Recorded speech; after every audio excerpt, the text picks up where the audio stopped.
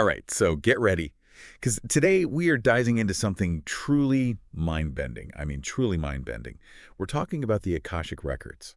Ooh. This idea that there's this universal database just floating around out there, Right. and it has literally every piece of information in the entire universe. I mean, from the Big Bang Wow. to what you had for breakfast this morning. Talk about information overload, Rick. Yeah, it's a concept that really captures the imagination. It really does. It really does. And it's not just some kind of new age fad, This idea of the Akashic Records, it's got roots in ancient spiritual traditions, particularly Hinduism. Okay, so we're going way back then. Yeah. Tell me more about those ancient roots. Well, the word Akasha itself, that comes from Sanskrit, and it means, well, it has a few meanings. It means space, it can mean sky, it can even mean ether, this kind of primordial substance that just permeates all of existence. And in ancient Hindu texts, like the Mahabharata, there's this concept of a universal repository of knowledge, this invisible force that holds all the information of the universe. So not exactly a library with dusty bookshelves then. Yeah. More like an invisible cosmic internet. A great analogy, yeah. Now, the Mahabharata doesn't explicitly use the term Akashic Records, but the core idea is there. It suggests that this knowledge is accessible, but only to gods. Ah, of course. Only the gods get the good Wi-Fi, right? Right. But how did we get from these ancient Hindu texts to this term Akashic Records that we use today? Well, it seems the term itself kind of popped up in the late 19th century with a British writer, a theosophist named Alfred Percy Sinnett. Theosophy is this sort of spiritual movement that draws from Eastern religions and also from Western philosophy as well. Interesting.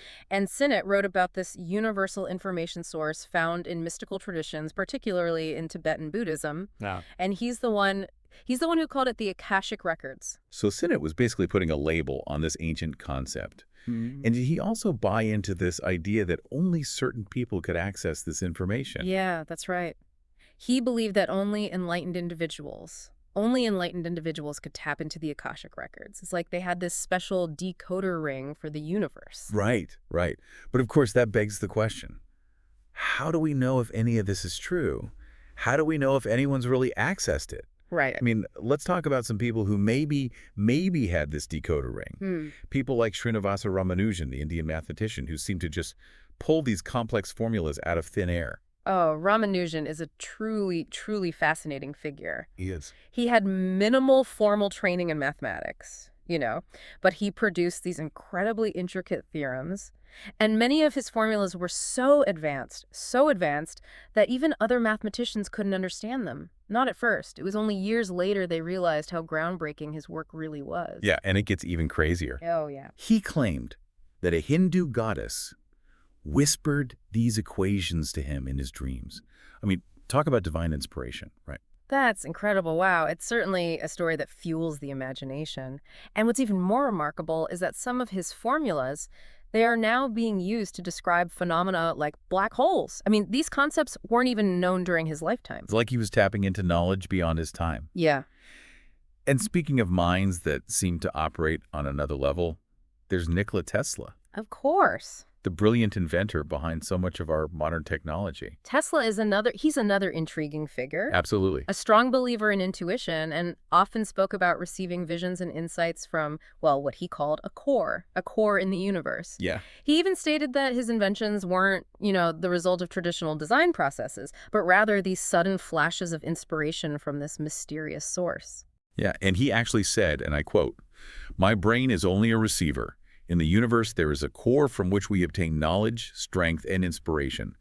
I have not penetrated into the secrets of this core, but I know that it exists." Wow. Powerful statement. It is. It's a powerful statement. Really suggests that he believed in a source of knowledge beyond the physical realm. So we've got Ramanujan with his goddess-given equations, and we've got Tesla with this cosmic inspiration. Are we saying they both had a direct line to the Akashic Records? It's a question that many have pondered. And while there's no definitive answer, I mean, the parallels between their experiences, they're certainly compelling. So we've explored the spiritual side, the mystical claims, these captivating stories. But where does science fit into all of this? I mean, is there any scientific basis at all for a universal information field? That's where things get really interesting. Let's shift gears a bit. Let's venture into the world of quantum physics, where we find a theory that might provide some scientific backing for this seemingly mystical idea. The zero-point field. Okay, break it down for me. What exactly is this zero-point field? Okay, so imagine the universe is not actually empty space, but rather it's a buzzing sea of energy, even at its lowest possible energy state. And that is the zero-point field. Okay. This theory, proposed by quantum physicist Dr. Hajime Minakata, it suggests that this field isn't just some random energy, but it holds information. It's like the universe's hard drive, storing the record of everything that has ever been and will ever be. Whoa, okay, so are we saying this zero-point field, this could be the Akashic Records? It's a captivating possibility, isn't it? It is. And when you consider some of the phenomena that traditional science really struggles to explain, like children claiming to remember past lives. Right. Or people with savant syndrome displaying these extraordinary abilities seemingly out of nowhere. Yeah. The concept of a universal information field, it becomes even more intriguing. So what about things like automatic writing or channeling, where people claim to receive information from somewhere outside themselves? Could that be connected to this zero-point field, to this potential Akashic Records? It's definitely within the realm of possibility. It really is. And when you factor in, the mind-boggling implications of quantum entanglement, Right, where particles are inexplicably linked regardless of distance, the idea of a universal information field, well, it starts to seem less far-fetched. yeah. The interconnectedness of everything, the potential for non-local information transfer, it all lends some credence to the plausibility of, a universal database of knowledge. So let's say, for argument's sake, that this Akashic Records, this zero-point field, really does exist. The million-dollar question is, how do we access it? Are we all walking around with, untapped superpowers just waiting to be unlocked? That's the question. That's the question that has captivated, spiritual seekers and scientists alike. It has. And while there's no one-size-fits-all answer, various techniques have been associated with accessing the Akashic Records. Some involve altered states of consciousness, like lucid dreaming or deep meditation. Others, they explore hypnotic regression therapy, guiding individuals into a trance-like state to potentially access past life memories. So there's no easy Akashic Records for Dummies guidebook then? No quick download for universal knowledge? Unfortunately not, no. But even if accessing the records directly remains a mystery for most of us, simply contemplating their potential existence, that can be transformative. It can open up new ways of thinking about intuition, about creativity, and about the very nature of reality itself. It makes you wonder, what if our greatest discoveries, those eureka moments, what if those are actually just glimpses into this vast cosmic database? What if genius is simply the ability to tune into the Akashic Records? That's a fascinating thought. It is. I think it's time for us to take a moment and let all of this sink in. Yeah. But before we do, think about a time when you had a flash of insight, a gut feeling that proved true, or maybe a dream that felt incredibly, incredibly real. Was it just a coincidence? Or could it have been a brief connection to something much bigger? A whisper from the Akashic Records. Hold on to that thought as we delve deeper into this captivating concept after a short break. Welcome back. We've been exploring this fascinating and somewhat mind-boggling concept of the Akashic Records. This idea of a universal database containing all knowledge and experience. Right. We've gone from these ancient spiritual texts to the mind-bending world of quantum physics, but let's bring this back down to earth for a moment. Yeah. If all of this information is really out there floating around in the ether, how can we actually use it? How can we use it in our everyday lives? That's the question, isn't it? What's the practical application here? Some believe that accessing the Akashic Records, well, it could lead to breakthroughs in all sorts of fields, like medicine and technology, even our understanding of consciousness itself. So you're saying instead of years of painstaking research, we could just tap into the Akashic Records and, download the cure for cancer, the blueprint for clean energy, maybe even the secret to happiness. Well, it's probably not quite as simple as hitting download, But the idea is that by accessing this universal database, we could gain insights that would otherwise be totally unattainable. Imagine understanding the fundamental nature of reality or unlocking the secrets of the universe. That definitely sounds appealing. But is this something that anyone can do? Or are we talking about, a select few, like Ramanujan or Tesla, who seem to have this special connection to this hidden knowledge. Well, that's a point of much debate. Some believe that certain individuals are naturally gifted with this ability to tap into the Akashic records, perhaps because of their brain structure or their spiritual practices, or maybe some combination of both. So like a sixth sense for the cosmos? You could say that, yeah.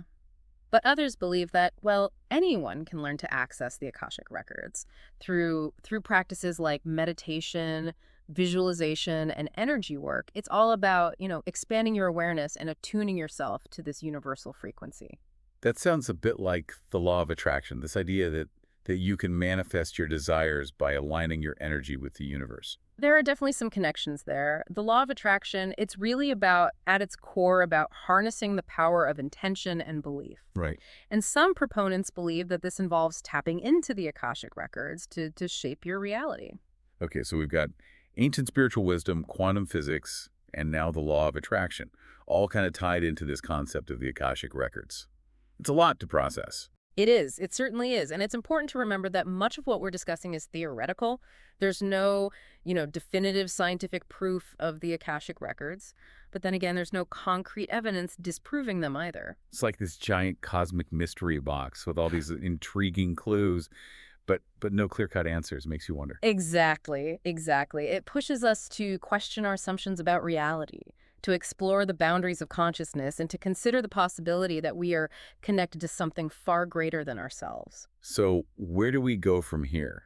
How do we reconcile the mystical with the scientific, the ancient wisdom with our modern understanding of the universe? Well, I think that's the beauty of this exploration. Perhaps the key lies in keeping an open mind, nurturing our curiosity, and continuing to ask those big, those audacious questions. Questions like, if the Akashic records really do exist, what does that mean for free will versus destiny?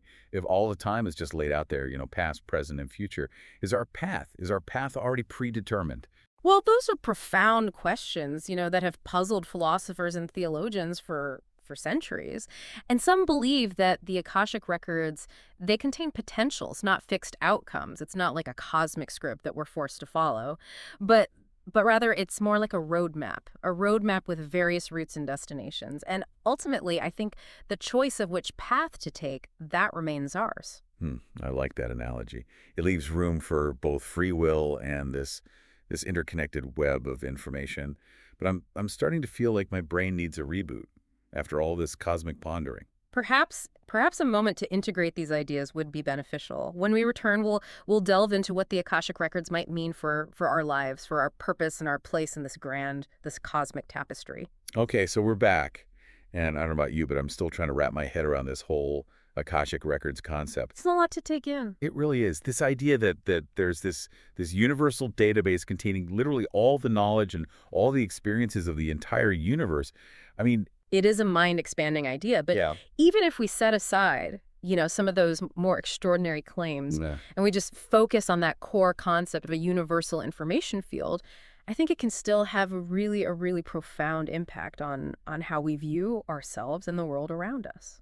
Absolutely. So how does this idea actually translate into something meaningful for our listeners? I mean, why should they care about the Akashic records? Well, imagine for a moment that we're not just isolated individuals, Yeah. but interconnected beings, all part of this grand cosmic tapestry. Right. And within this tapestry, well, there's this wealth of wisdom and guidance available to us all.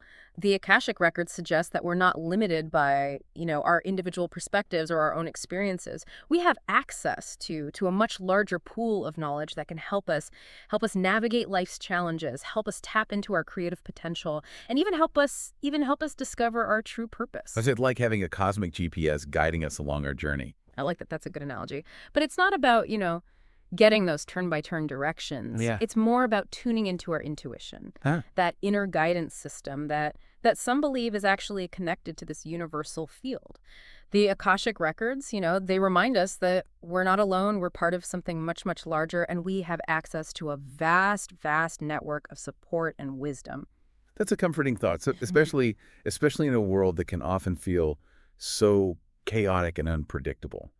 But how do we actually tap into this universal wisdom? How do we connect with the Akashic Records? Well, there's no single answer to that, Different paths work for different people. Right. But I think it often starts with cultivating inner stillness and peace. Okay. Practices like meditation, mindfulness, even spending time in nature can help create that receptive space for this connection to occur. It's not about forcing the information to come to you. It's more about creating a space for it to flow through you. So it's about trusting our intuition, that quiet voice within that often gets drowned out by all the noise of the world. Exactly. Exactly. It's about recognizing that we're capable of accessing far, far more than we realize.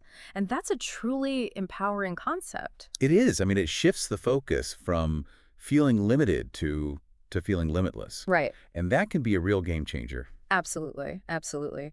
Whether or not you fully embrace the concept of the Akashic Records, I think the very idea can be a catalyst for personal growth and transformation. It invites us to expand our awareness, to explore the depths of our own consciousness, and to recognize that profound interconnectedness, of all things. So what's the final takeaway here? What do we want our listeners to walk away with?